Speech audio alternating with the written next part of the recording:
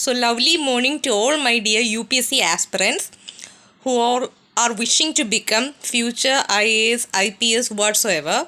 So, today I am going to give a brief description of one particular topic, and that too from the ecology paper. Okay. In ecology paper, today I am going to discuss some of the key areas, like today's hit list topic is the so-called UNFCCC. Okay. So, about this in last class, those who joined in my coaching center, they know what this topic is all about. So in last class, especially Jayalakshmi might be knowing, we were discussing something regarding UNFCCC. Now don't get astonished who is Jayalakshmi. She is one of my students who is interested in pursuing her dreams regarding the so-called IAS. So, good morning to you, Jayalakshmi. Then, what is this UNFCCC all about? UNFCCC's brief introduction was given in my last class sessions. So those who are in my institute right now, they know what it is all about. Anyways, now moving on to the objectives of UNFCCC. What are the objectives of UNFCCC?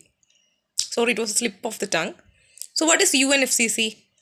UNFCCC's objectives we have to focus here on. Okay, so what are the objectives of UNFCCC? The objectives of UNFCCC involves the following strategies. Like climate change. Regarding climate change, it is all about. Then, climate change in the sense, global warming regulation is focused in this particular UNFCCC. Then, stabilizing temperature. How we will stabilize temperature? By reducing the emission of greenhouse gases. Okay. So, these are the key areas or objectives which UNFCCC is highlighting upon. Hope this is crystal clear to all of you over there. Then, how can we stabilize temperature? The stabilizing of temperature can be done by, as I have mentioned, slowing down of the temperature or lessening the temperature so that it is maintained between the so-called 2-degree formula by the end of 21st century or 2100. Okay. So, how we are going to stabilize the temperature? We are going to stabilize the temperature by slowing down the temperature so that it is maintained between 2 degrees Celsius by the end of 2100. Okay, for that what we should do, being humans, we should reduce the intervention of humans in certain aspects. Okay, then we have to cut down the emission of greenhouse gases. Last class we discussed about greenhouse gases. So, greenhouse gases emission should also be brought in down to a normal level. Okay, then out of greenhouse gases, the main villain or the major emission which is problematic is carbon dioxide. All of you might be knowing it. Carbon dioxide is the primary emission source, understood, for this greenhouse gases to rise in tremendous levels. Then, UNFCCC. Last class we discussed what is UNFCCC. UNFCCC means United Nations Framework Convention on Climate Change. All of you might be knowing that by this time. Then, if you see the timeline, last class I gave one timeline chart and all regarding this climate change, how it is happening in level by level basis it is happening.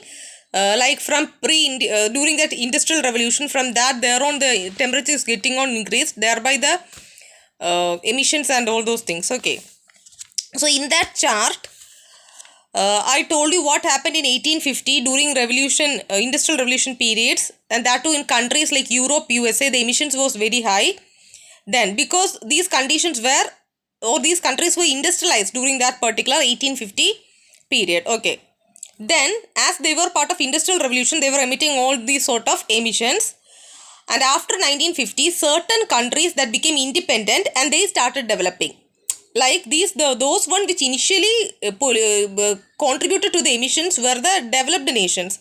Then, by after 1950, certain countries like they become independent and they started developing, like our India, China, Brazil, etc. Okay. So, they started developing during 1980s. So, the contribution to emission is more. That means the developing countries' contribution to emission is more. Okay. But slowly they reduce their emissions also. So, today their emissions are relatively less. Why? Because they have adopted to cleaner way and cleaner technologies. Okay. But we find that these countries are still emitting because they are in the first phase or second phase of industrial development. Understood?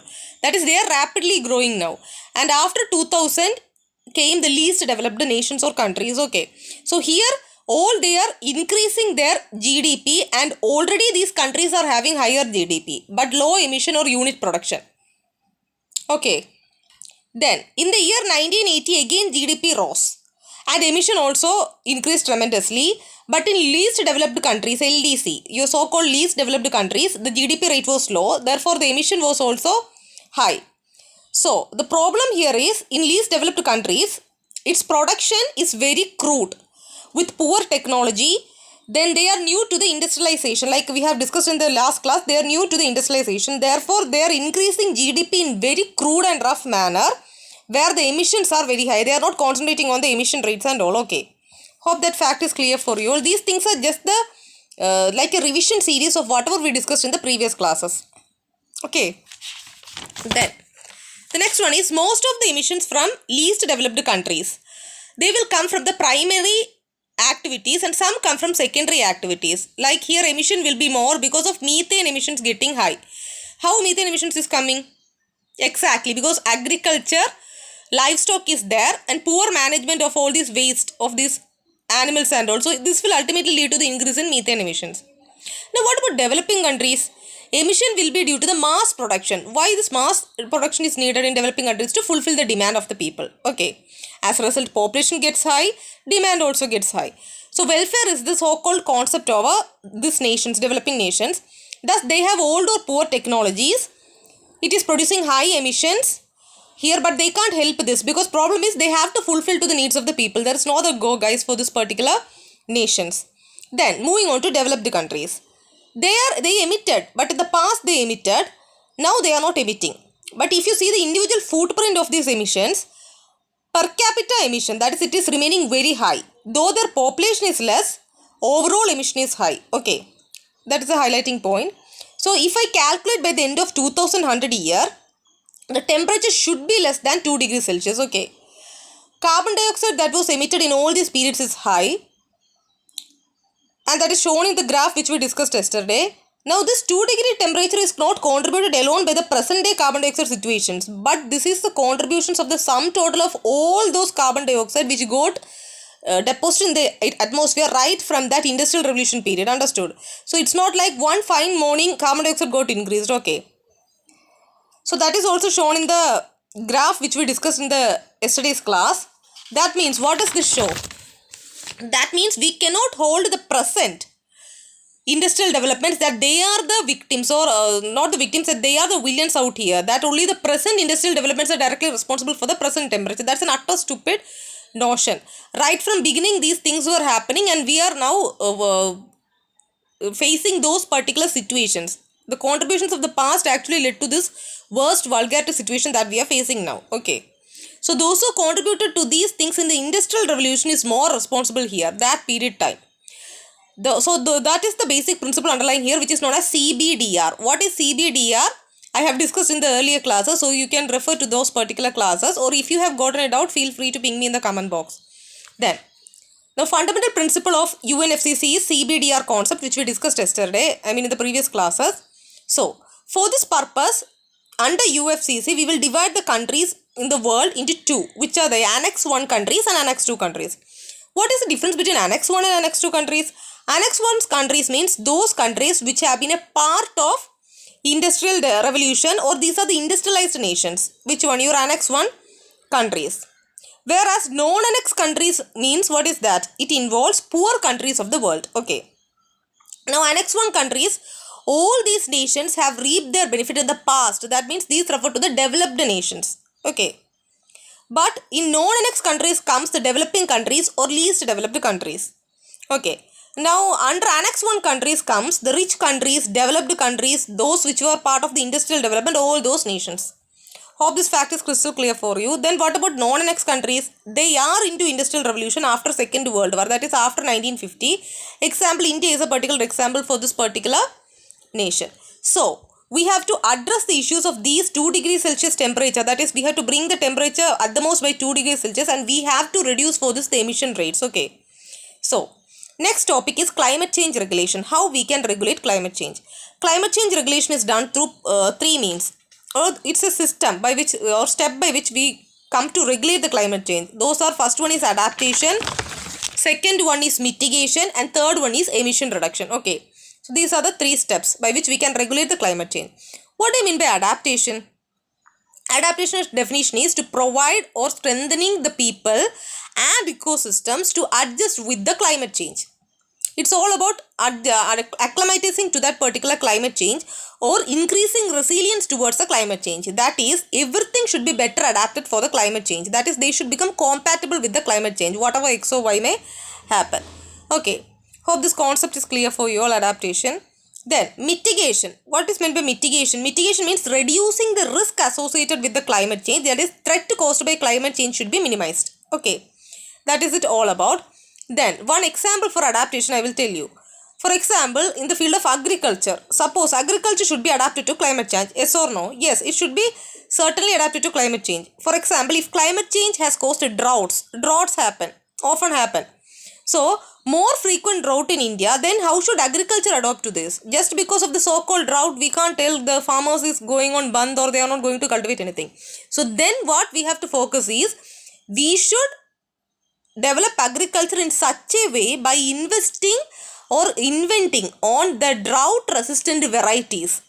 This is one of the means of adaptation. Hope you understood. That means in the case situations of utmost drought conditions, we should focus on drought resilient varieties, so that is then one strategy as far as they are telling comes under this climate change, in which the topic adaptation is coming. Understood? Hope you understood this particular concept crystal clear. Then mitigation. How can we do mitigation? It can be done by proper prediction of the monsoon, then early forecast, then maybe providing information to the people. Thus, we can reduce the risk. That is, the use of technologies will only enable us to mitigate this climate change. Understood? The role of technologies is coming in this particular second step, that is regarding mitigation. Okay. Now, that is also clear. Third one is emission reduction. Now, you know carbon dioxide is the main villain over here. Okay, so carbon dioxide emissions has to be brought down, then only temperature can be maintained below the so-called 2 degrees Celsius. Okay. Then, so these were the three elements of climate change regulation. Hope this concept is crystal clear. Okay. Now, there are three organizations that are primarily working towards monitoring the climate change. Which are those three organizations? First one is UNEP, second one is your WMO, third one is UNCC. What is UNEP? UNEP means United Nations Environment Program.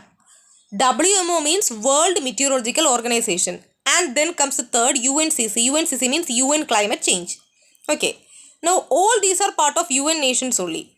In the case of WMO, its headquarters is in Geneva. Then UNCC is a specific organ of climate change of United Nations. Okay.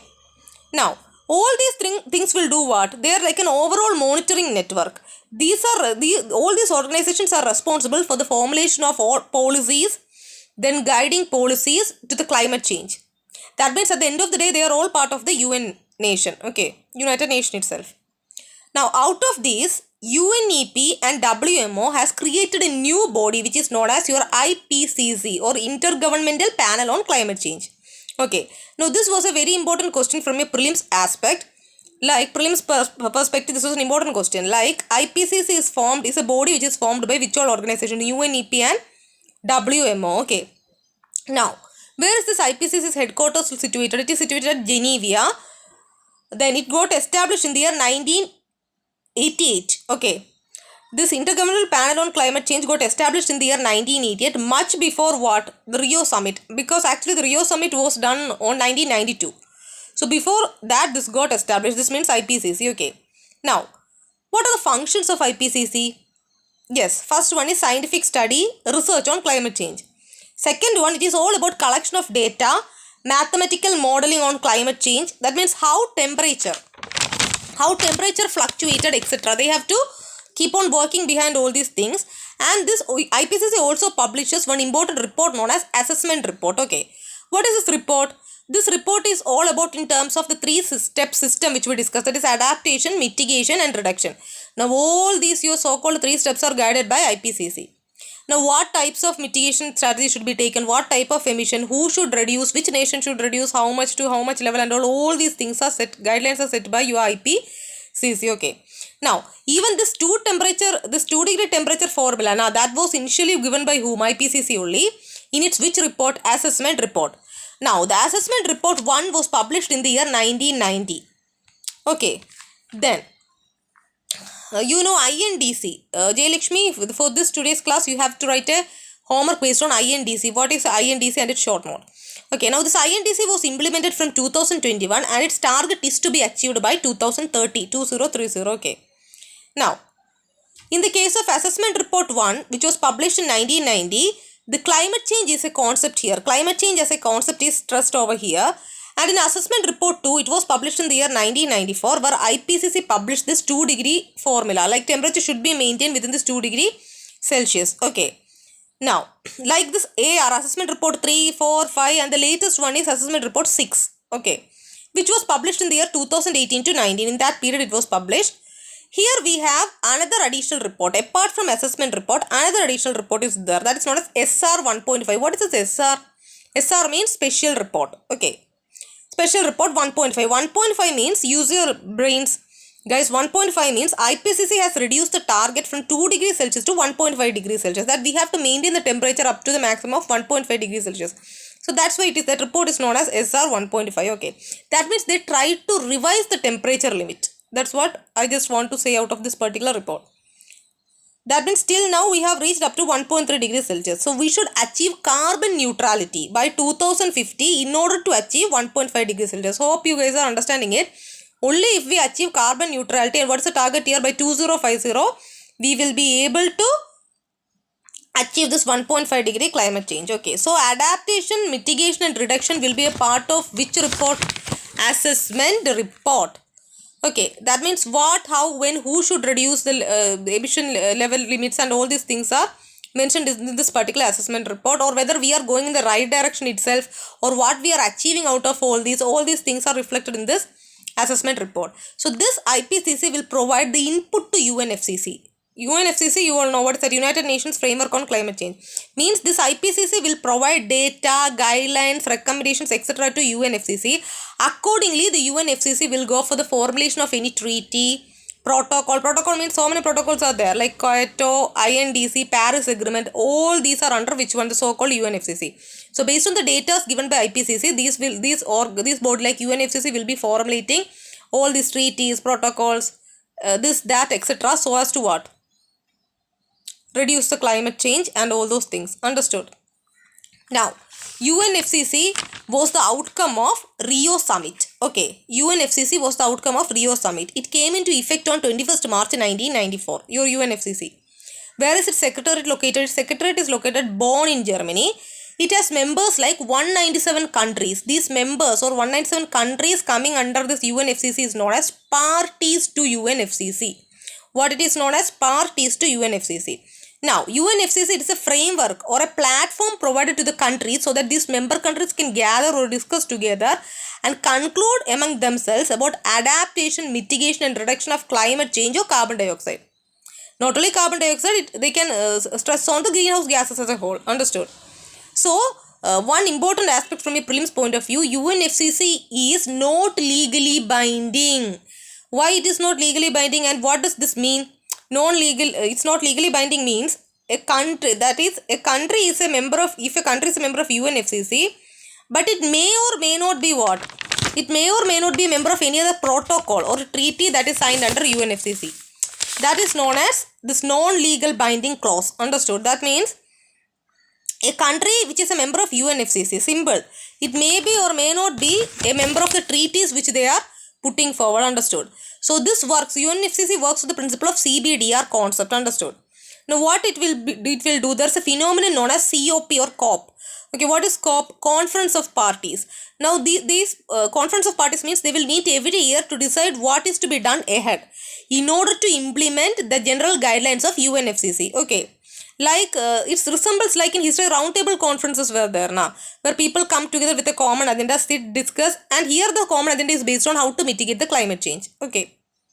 Now, they help in regulating the phenomenon of global warming through this discussion and all, and primarily it's done by reducing the greenhouse gas emission.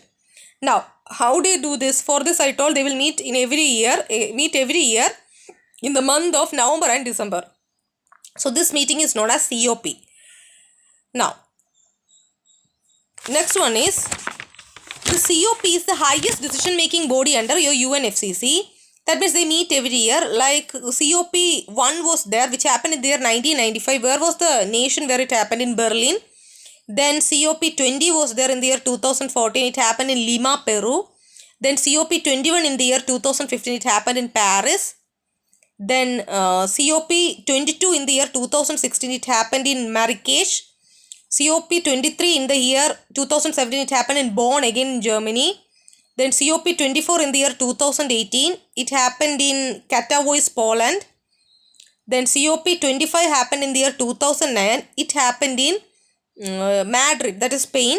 And COP26, it was supposed to be happening in 2020, but it got cancelled. Very soon it will happen in the year 2021. Due to this COVID hangama and all, it got cancelled. Okay. So rest of the things will be continued. So for more such kind of quality classes, please do enroll in my coaching center, that is Sindhuja's coaching center, where you are being provided with quality notes, standard lectures. This was one just live demo of that.